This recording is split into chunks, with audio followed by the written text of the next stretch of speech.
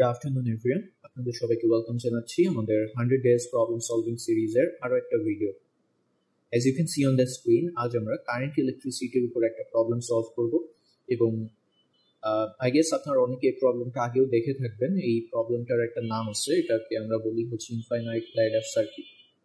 এটাকে আমরা বলি হচ্ছে ইনফাইনাইট ল্যাডার সার্কিট।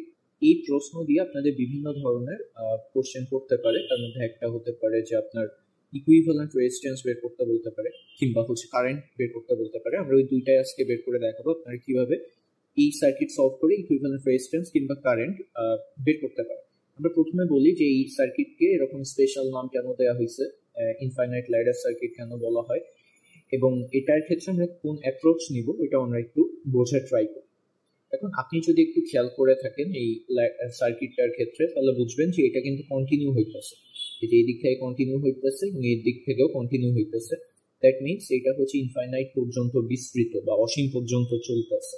সো এইটার ক্ষেত্রে আমরা কিভাবে সলভ করতে পারি, ওইটা যদি আমরা একটু ডিপলি অবজার্ভ করি তাহলে আমরা বুঝতে পারবো। আমি যে কথাটা বলতেছি আপনারা খেয়াল করে দেখেন এটা বুঝেন কি। সাপোজ আমি এই যে এ পয়েন্ট বলছি আর হচ্ছে এখানে বি পয়েন্ট বলতেছি। এ পয়েন্ট এবং বি পয়েন্টের মাঝখানে আপনি চোখ দিয়ে তাকাইছেন, আপনি এখান থেকে তাকাইছেন, তাহলে আপনি কি দেখতে পারবেন যে এইখানে 1 ওহম দেখতে পারবেন আর এখানে 2 ওহম দেখতে পারবেন, এবং পেছনে এই জিনিসটাই কন্টিনিউ হইতেছে, রাইট? আচ্ছা, আপনি যদি ওইখানে না দাঁড়ায়, এই যে পি পয়েন্ট আছে আর কিউ পয়েন্ট আছে, এইখানে দাঁড়ান।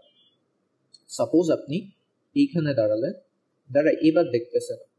এবার আপনি কি দেখবেন, আবার আপনি দেখবেন এখানে 1 ওহম, এখানে 2 ওহম, আবার পেছনে কি হইতেছে, কন্টিনিউ হইতেছে 1 ওহম 2 ওহম 1 ওহম 2 ওহম। তার মানে আমরা এখান থেকে কি বলতে পারি যে আমি এইখানে দাঁড়ায় দেখলেও যে কথা হয়, এইখানে দাঁড়ায় দেখলেও একই কথা হয়।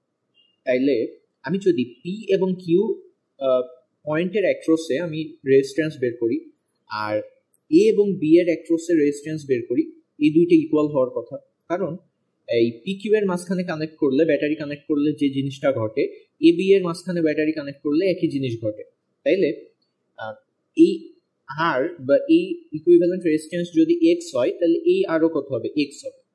এইটুকু যদি আমি বুঝি তাহলে আমরা সলভ করতে পারবো। এখানে কিভাবে এটা আমরা অ্যাপ্রোচ নিব এটা অনেকটাই বোঝা হয়ে গেছে। তার মানে আমরা বুঝলাম যে এ বি এর অ্যাক্রসে যে ইকুইভ্যালেন্ট রেজিস্ট্যান্স আর পি কিউ এর অ্যাক্রসে যে ইকুইভ্যালেন্ট রেজিস্ট্যান্স, ওই দুইটা ইকুয়াল।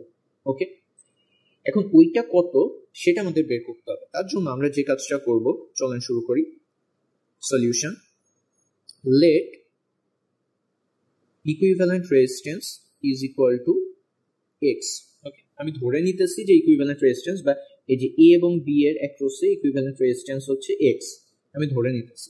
এখন আমার ওই এক্স এর ভ্যালুটাই ফাইন্ড আউট করতে হবে। এর জন্য আমি এই সার্কিটটা আরেকবার রিড্র করি।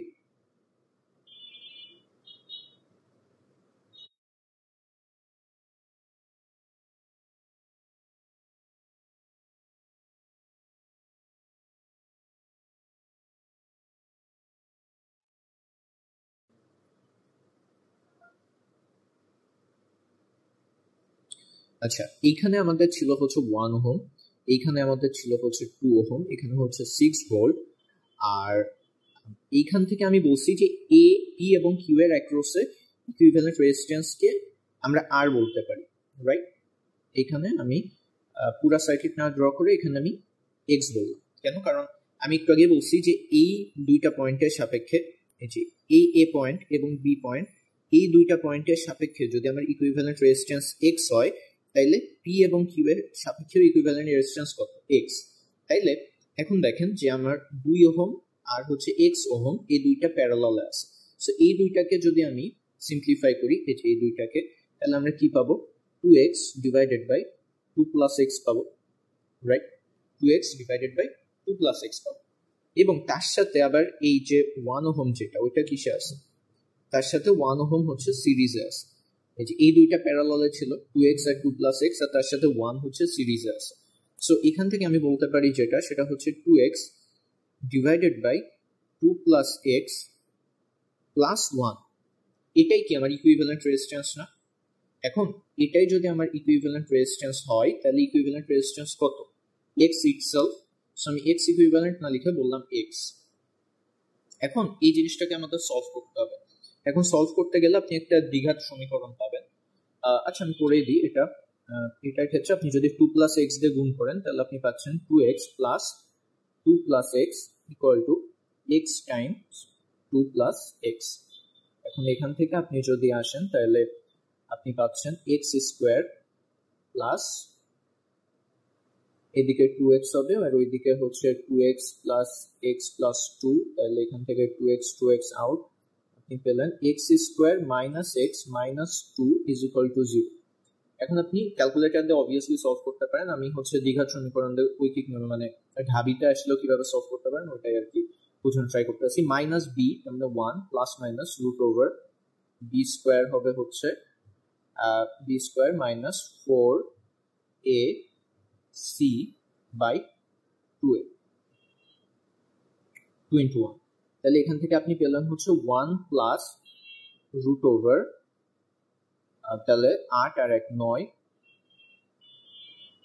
বাই 2, তাইলে আপনি পাচ্ছেন কত 4/2 which is 2 ওহম।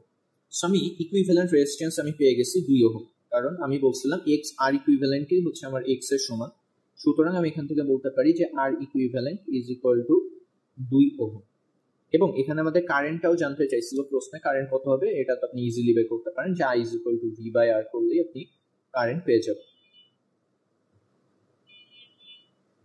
ভি এর ভ্যালু 6 ভোল্ট আর আর এর ভ্যালু হচ্ছে 2 ওহম, তাহলে আপনি কারেন্ট পাইলেন হচ্ছে 3 অ্যাম্পিয়ার। সো এই প্রবলেমটা আমি যেভাবে বোঝানোর ট্রাই করছি আই গেস আপনারা বুঝতে পারছেন যে এটা একটা ইনফাইনাইট ল্যাডার ছিল, ল্যাডার বলা হচ্ছে কারণ দেখতে অনেকটা মোয়ের মতো, আর এ এবং বি এর সাপেক্ষে যে ইকুইভ্যালেন্ট রেজিস্ট্যান্স হবে সেটা পি এবং কিউ এর সাপেক্ষে ওই এক্সই হবে। সো ওই অবজারভেশনকে আমরা কাজে লাগিয়ে আমরা একটা ইকুয়েশন সলভ করছি, করার পরে আমাদের অ্যান্সার পাইছি 2 ওহম এবং সেখান থেকে আমরা ইজিলি কারেন্ট বের করে ফেলছি। সো আই গেস প্রবলেমটা আপনারা বুঝতে পারছেন। এতক্ষণ সাথে থাকার জন্য অসংখ্য ধন্যবাদ। আল্লাহ হাফেজ।